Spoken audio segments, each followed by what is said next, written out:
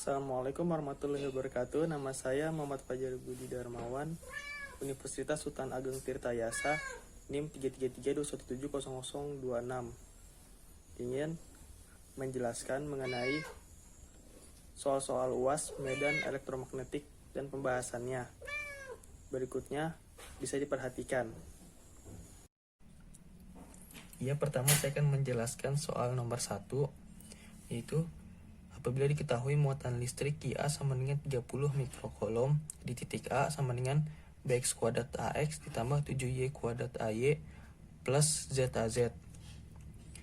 Distribusi muatan garis ρL sama dengan 12 X kuadrat mikrocoulomb per meter di sepanjang garis 0 lebih kecil dari X lebih kecil dari 5 meter. Tentukanlah yang pertama A, potensial listrik di titik P X, Y, Z, yaitu dimasukkan NIM menjadi 1, 2, 6.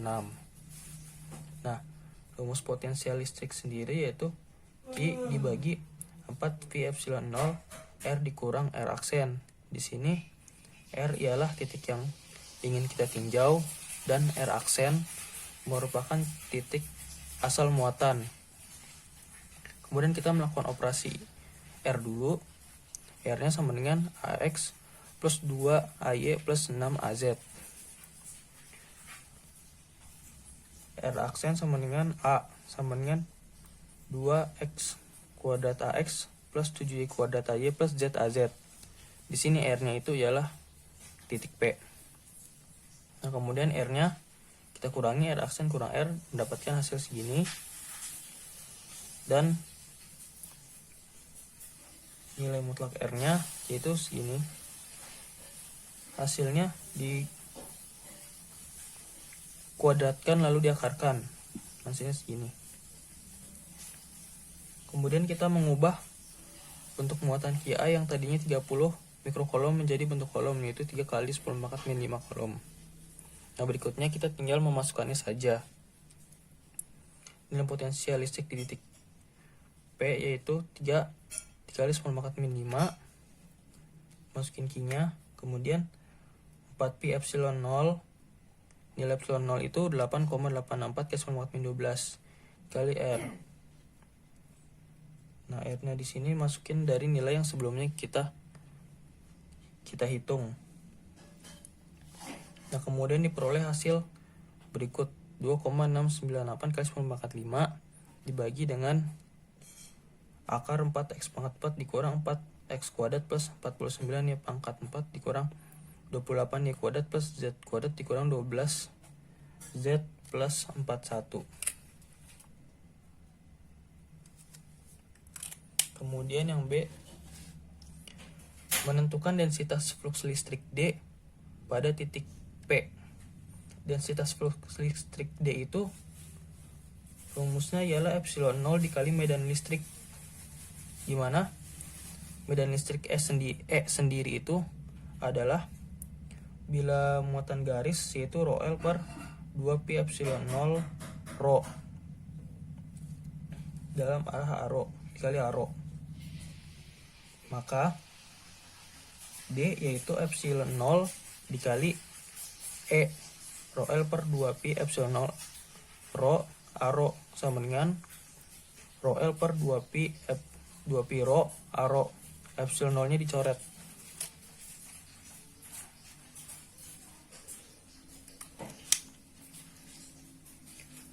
Nah, setelah itu karena di sini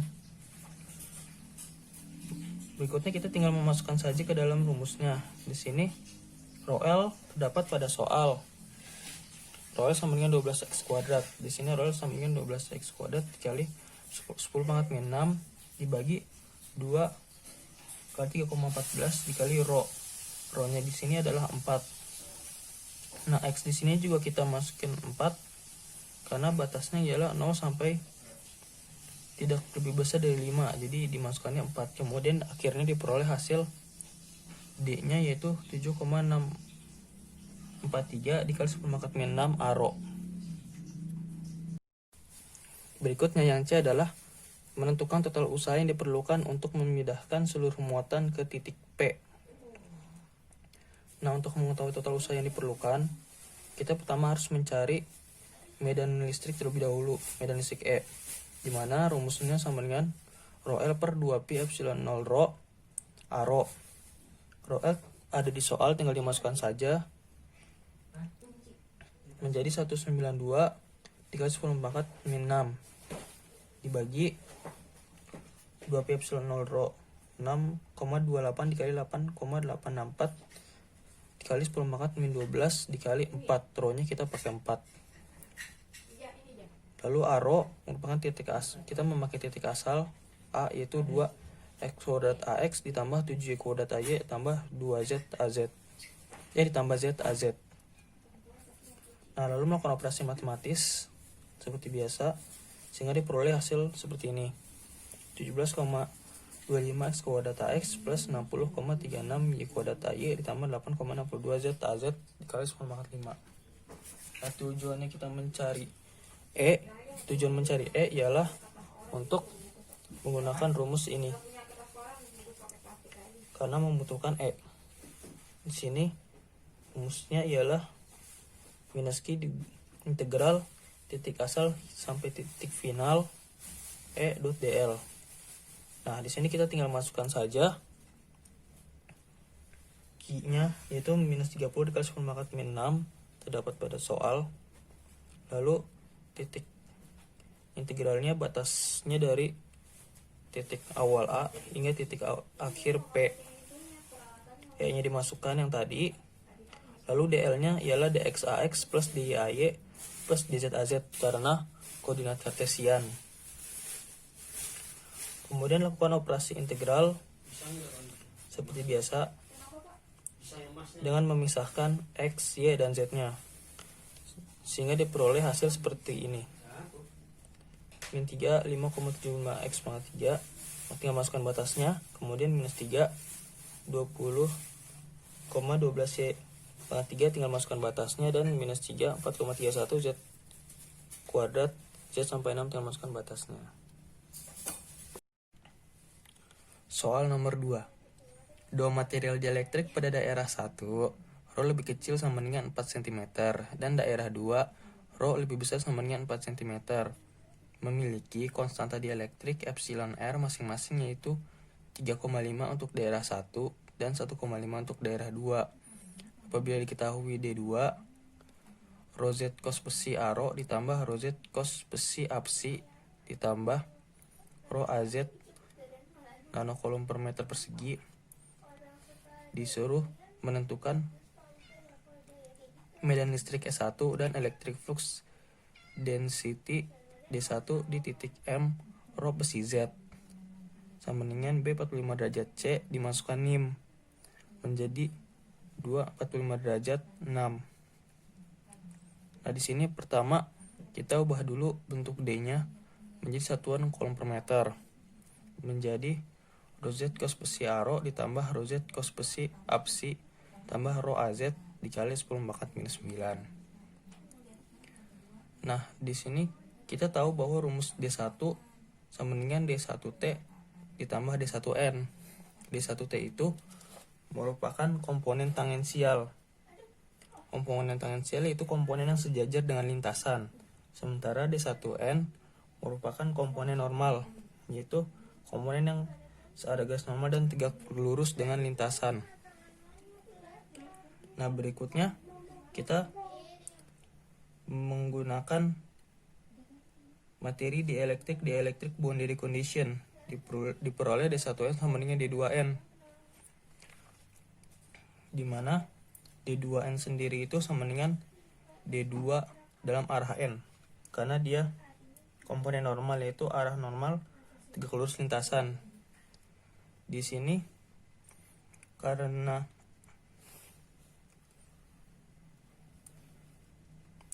rho berada pada daerah rho, maka arah normalnya ialah A rho. Kemudian D2 nya kita masukkan rho Z cos besi A rho ditambah rho Z cos besi APSI ditambah rho AZ dikali 10 pangkat minus 9 untuk yang arah A rho saja, sehingga diperoleh rho Z cos besi dikali 10 pangkat minus 9. Kemudian D2 seperti D1 merupakan penjumlahan dari komponen tangensial D2T ditambah komponen normal D2 N. Nah, dari sini kita bisa mendapatkan D2T sama dengan D2 dikurang D2N.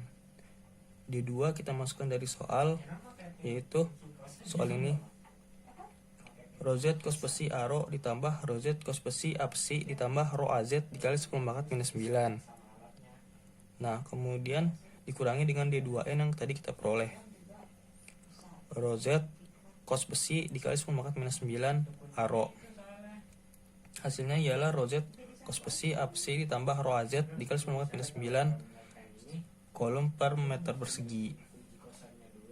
Nah, kemudian dari dialektik boundary condition juga kita tahu 2T sama dengan E1T, dimana sama dengan D2T per epsilon 2 sama dengan D1T per epsilon 1. Epsilon itu rumusnya epsilon 0 dikalikan dengan epsilon R, jadi dirubah, jadi didapatkan persamaan seperti ini. Epsilon 0 di sini bisa kita coret.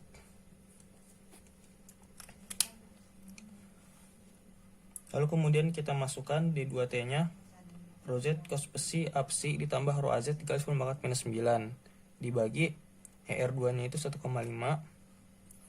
lalu D1T dibagi 3,5. 3,5 merupakan ER1, sehingga kita memperoleh D1T sama dengan 2,33 rho Z cos besi A besi ditambah 2,33 rho AZ dikali 10⁻⁹. Nah, fungsi kita mencari D1T ialah untuk mencari D1, karena D1 membutuhkan D1T dan D1N. Sementara D1N dan D2N sudah sama, jadi kita bisa langsung memasukkannya. Berikutnya mencari D1, yaitu D1T yang kita peroleh tadi 2,33 rho Z cos besi A besi ditambah 2,33 rho AZ dikali 10⁻⁹ ditambah dengan D1N yang sama dengan D2N juga, rho Z cos besi dikali 10⁻⁹ A rho, sehingga diperoleh rho Z cos besi A rho ditambah 2,33 rho Z cos besi A besi ditambah 2,33 rho AZ dikali 10⁻⁹ kolom per meter kuadrat. Nah, khusus untuk D1 di titik M, maka kita masukkan nih nilai-nilainya. Yang tadi 2, 45 derajat, dan 6. Untuk rho, besi, dan Z-nya. Sehingga diperoleh 2 dikali 6 dikali cos 45 derajat A rho ditambah 2,33 2 dikali 6 dikali cos 45 derajat A besi plus 2,33 dikali 2 AZ. Dan hasilnya ialah 8,485 A rho ditambah 19,771 A besi ditambah 4,66 AZ dikali 10⁻⁹ kolom per meter persegi. Kemudian untuk mencari S1 di titik M, kita menggunakan rumus D1 per epsilon 0 dikali epsilon R1, di mana D1 yang kita peroleh tadi dimasukkan dan epsilon 0 dimasukkan juga 8,854 kali 10⁻⁻12, kemudian epsilon R1 3,5, dan hasilnya ialah 273,81 A rho ditambah 638 A besi ditambah 150,37 AZ volt per meter. Untuk 2B, tentukan polarisasi P2 di titik M, di mana rumus P2 yaitu sama dengan XE epsilon 0 dikali E2. Nah, XE di sini penjabarannya yaitu epsilon R2 dikurangi 1 dikali epsilon 0, dan rumus pembedahan listrik E2 sama dengan D2 per epsilon 0 dikali epsilon R2. Di sini epsilon 0 bisa dicoret ya. Nah, setelah itu kita masukkan nilainya. Epsilon R2 1,5 dikurangi 1 per epsilon R2 1,5 dan D2-nya menggunakan yang ada di soal rho Z cos psi A rho ditambah rho Z cos psi A psi ditambah rho AZ dikali 10 pangkat minus 9. Nah, kemudian melakukan operasi matematis dan diperoleh nilai 0,333 rho Z cos psi A rho ditambah 0,333 rho Z cos psi A psi ditambah 0,333 rho AZ dikali 10 pangkat minus 9. Kemudian untuk nilai polarisasi P2 di titik M sendiri dimasukkan nilainya seperti yang tadi, yaitu 2, 45 derajat, dan 6 untuk rho, psi, dan Z-nya. Nah, lalu melakukan operasi matematis dan diperoleh hasil 2,099 A rho ditambah 2,099 A psi ditambah 0,666 AZ dikali 10 pangkat minus 9 kolom per meter persegi. Kemudian untuk soal C, harus menentukan densitas energi di setiap daerah material dielektrik. Pertama di sini untuk daerah material dielektrik 1, rumusnya ialah setengah epsilon 1 nilai mutlak S1 kuadrat. Nah, S1 di sini bisa dijabarkan epsilon 1 di sini bisa dijabarkan epsilon 0 dan epsilon R1. Kemudian tinggal masukkan saja nilainya. Setengah dikali 3,5 dikali 8,854 kali 10 pangkat min 12. Dan S1 seperti nilai yang tadi, hanya magnitudenya saja dikuadratkan, kemudian diakarkan. Dan di sini pangkat 2. Kemudian hasilnya diperoleh 7,819 kali 10 pangkat min 6 Joule per meter kubik dari operasi matematis.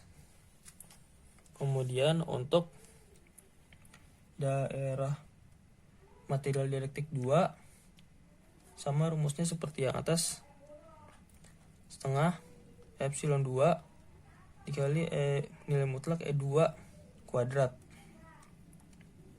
Nah, di sini E2 bisa dijabarkan epsilon 0 epsilon R2. Sementara kita belum mengetahui E2-nya. Tapi kita tahu rumus E2 itu yaitu D2 per epsilon 0 epsilon R2. Dan di sini karena epsilon 0 dan epsilon R2 kuadrat bisa dicoret dengan ini, tapi masih bersisa di sini. Kemudian tinggal dikalikan dengan nilai mutlak D2 kuadrat. Di sini D2-nya yaitu seperti yang pada soal rho Z cos psi A rho ditambah rho Z cos psi A psi ditambah rho AZ. Dan kita masukkan ke titik M, nilainya menjadi 6,304 A rho ditambah 6,304 A psi ditambah 2 AZ. Nah, kemudian tinggal masukkan saja ke dalam rumus dan melakukan operasi matematis sehingga hasilnya diperoleh 3,068 dikali 10 pangkat 12 Joule per meter kubik.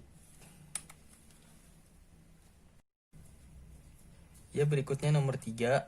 Pada suatu daerah konduktor terdapat medan magnet H, yaitu YZ X kuadrat plus Y kuadrat AX dikurangi kuadrat XZ AY ditambah 4X kuadrat Y kuadrat AZ ampere per meter. Nah, di sini soal A menentukan densitas arus J di titik P XYZ. Dimasukkan dengan NIM 126 untuk XYZ-nya.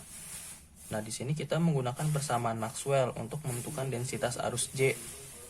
Di mana persamaan Maxwell itu ialah perkalian cross divergensi H atau kural H. Jadi divergensi perkalian cross dengan H. Nah, di sini caranya ialah menggunakan determinan, prinsip determinan, di mana di sini merupakan komponen-komponennya AX, AY, AZ karena kartesian. Lalu do per do X, do per do Y, do per do Z untuk turunannya. Dan yang paling bawah kita masukkan nilai magnitud H-nya. ada di sini. Nah, setelah itu untuk menentukan komponennya itu mudah. Kita tinggal meninjau komponen yang ingin kita cari tanpa menggunakan baris dan kolomnya. Kemudian kita tinggal melakukan perkalian serong kanan dikurang dengan perkalian serong kiri. Hasilnya ialah seperti ini untuk setiap komponennya. Kemudian melakukan operasi matematis biasa, diferensial semuanya, dan kemudian dihasilkan ini 8x kuadrat y plus y kuadrat x ax tambah 8x y kuadrat dikurang x kuadrat y plus y pangkat 3 ay ditambah minus y kuadrat z dikurang x kuadrat z plus 3y kuadrat z az. Untuk di titik P, densitas arus J di titik P nya, maka kita masukkan nilai x, y, z nya, sehingga diperoleh 20 AX plus 22 AY dikurang 102 AZ.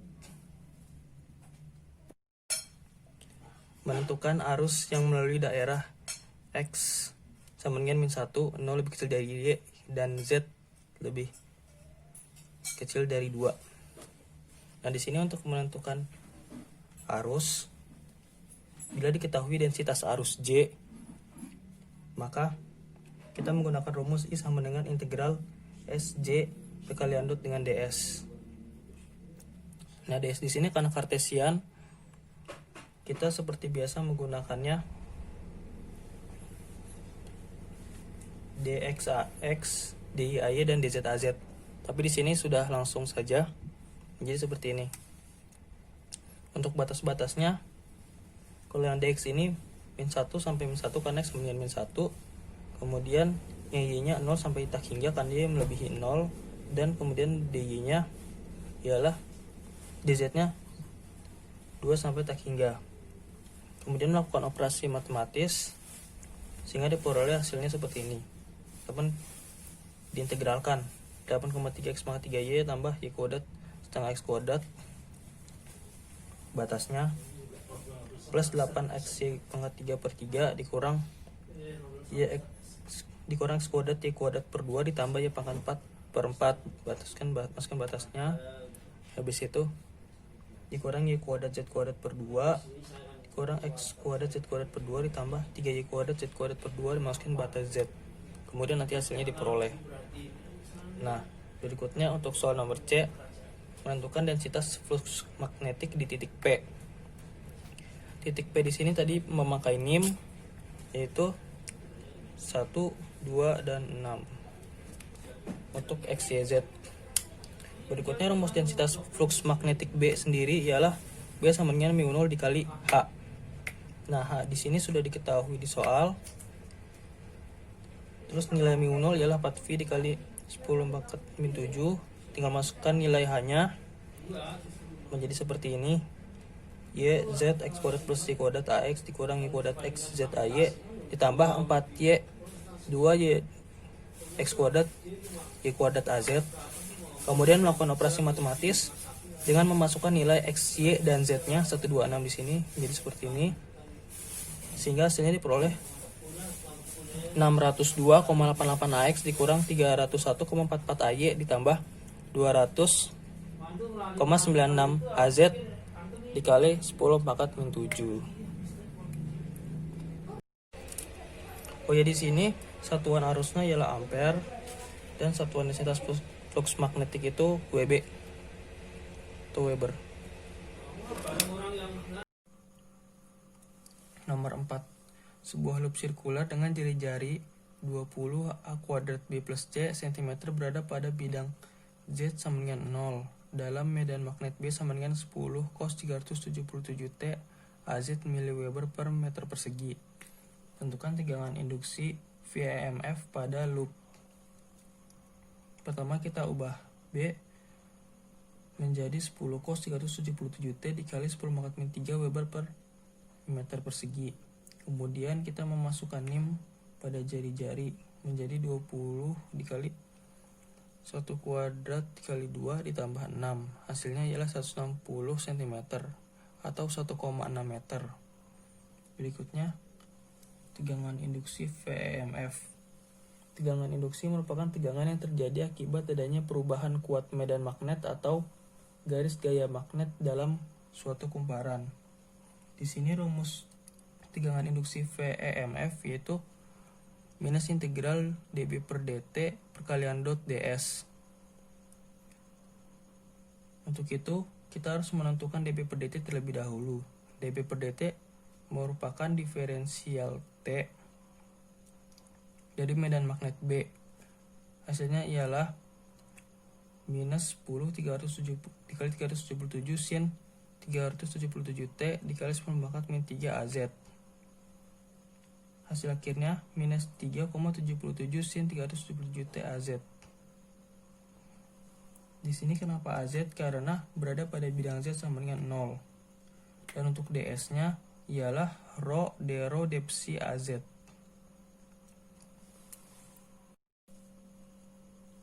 Kemudian kita memasukkannya pada rumus tegangan induksi VEMF minus integral dB per dt perkalian dot ds menjadi minus integral batas besi 0 sampai 2V integral rho